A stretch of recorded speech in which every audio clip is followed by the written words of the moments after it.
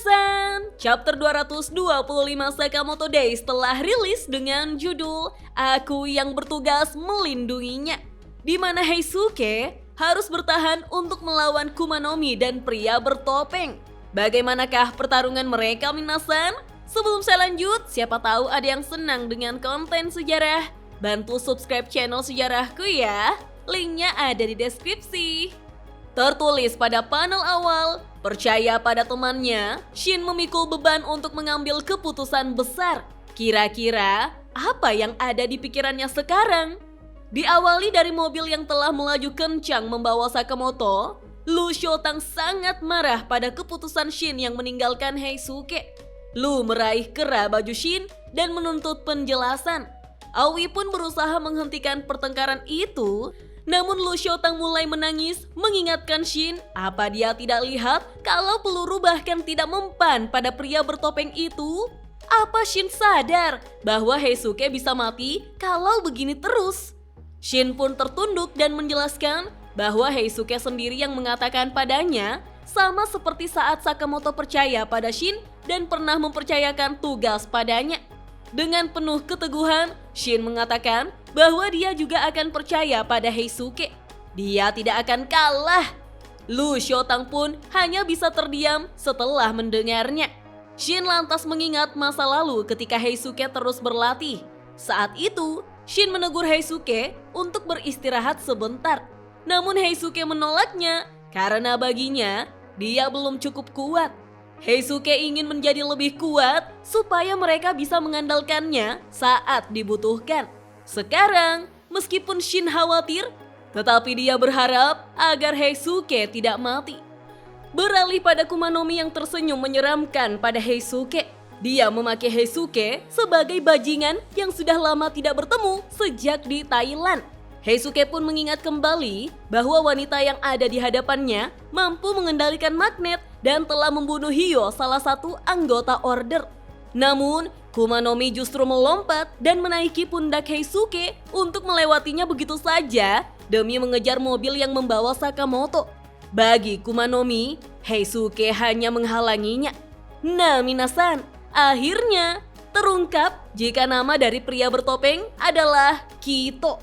Kumanomi memanggilnya Kito dan menyuruhnya untuk mengurus Heisuke, sementara dia menyusul Sakamoto. Kito pun langsung menyetujuinya, tetapi Heisuke tidak akan membiarkannya. Heisuke menembaki Kumanomi dan berteriak, "Langkahi dulu mayatku kalau kau mau pergi. Aku akan menghentikanmu di sini." Kumanomi lantas menghindari serangan Heisuke, lalu memaki Heisuke sebagai pengecut. "Apa kau tidak bisa bilang bahwa kau akan membunuhku?" Tiba-tiba, seorang pengendara kebingungan dengan roda kemudi mobilnya yang tidak bisa bergerak. Rupanya, Kumanomi telah mengangkat mobil itu dengan kekuatan sarung tangan magnetnya dan langsung melemparkannya ke arah Heisuke. Kumanomi kembali berteriak, kalau Heisuke ingin mati, dia dengan senang hati akan membunuhnya.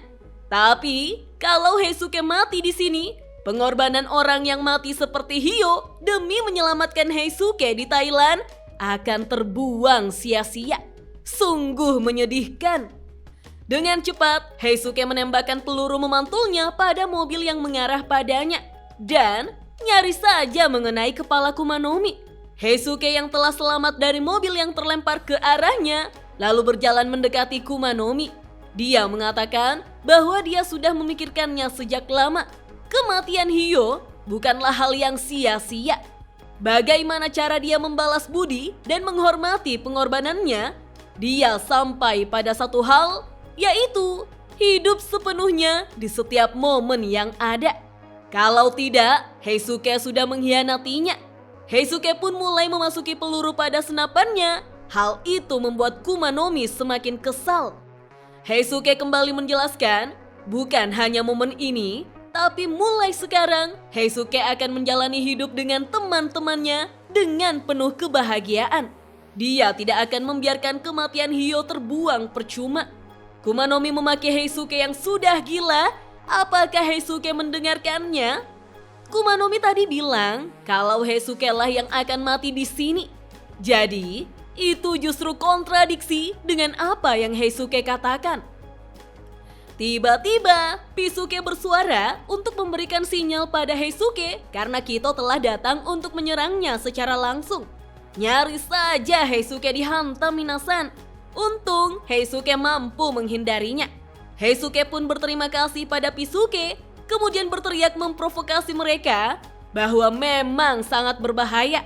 Kalau mereka memang profesional, buktikan ucapan mereka dengan tindakan, bukan kata-kata. Dan kita pun diperlihatkan bagaimana Heisuke sampai jungkir balik untuk menembaki Kito yang tepat mengenai dadanya minasan. Kumanomi berteriak menegur Kito supaya menghindari pelurunya dan tidak diam di tempat. Namun Kito ikut berteriak bahwa itu mustahil. Filosofi gulat profesional adalah seni menerima serangan, bertahan dari semua teknik lawan hingga diam menyerah. Jadi, sekarang adalah giliran Heisuke yang harus menerima pukulannya. Wah, sepertinya referensi dari karakter Kito memang Rey Mysterio ya. Kito kini melompat untuk menjatuhkan tubuhnya di atas Heisuke.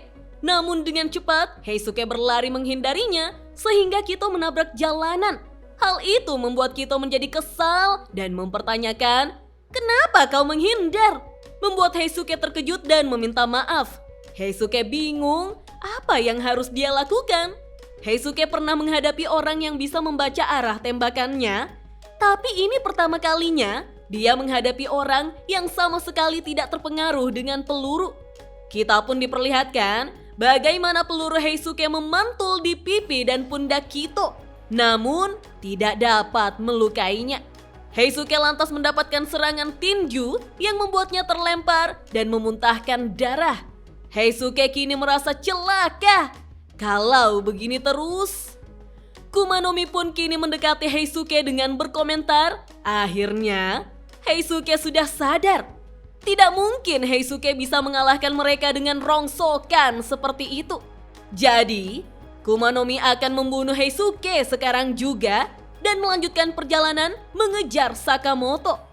Kumanomi kini mengaktifkan sarung tangan magnetnya untuk menarik benda apapun yang ada di sekitar, termasuk tiang rambu-rambu lalu lintas. Hal itu membuat Heisuke berlari dan bersembunyi di samping mobil truk bersamaan pula dengan Kumanomi yang melemparkan tiang rambu-rambu lalu lintas ke mobil truk tersebut. Untung saja Heisuke langsung menunduk. Dengan nafas yang terengah-engah, Heisuke menyadari jika Kito telah bersiap untuk datang menyerangnya lagi. Heisuke pun bertanya pada dirinya sendiri, apa yang sedang kulakukan? Padahal Shin sudah percaya dan mempercayakan tugas ini padanya. Tidak ada pilihan untuk kalah. Kalau perlu, Heisuke rela mati demi melindungi teman-teman dengan tangannya sendiri. Heisuke pun mengingat Hyo dan Sakamoto. Sekarang, Heisuke mengeker Kito yang berlari mendekatinya dengan senapan. Tetapi serangan Heisuke bukan ditujukan pada Kito, melainkan pada bensin yang tertumpah di jalanan setelah mobil truk diserang oleh Kumanomi tadi. Tentu saja Heisuke berhasil meledakkan Kito saat itu juga. Namun siapa sangka, Kito justru tertawa senang meskipun dia merasakan sensasi panas yang luar biasa. Kumanomi pun tidak menyangka jika Heisuke dengan sengaja membakar bensin.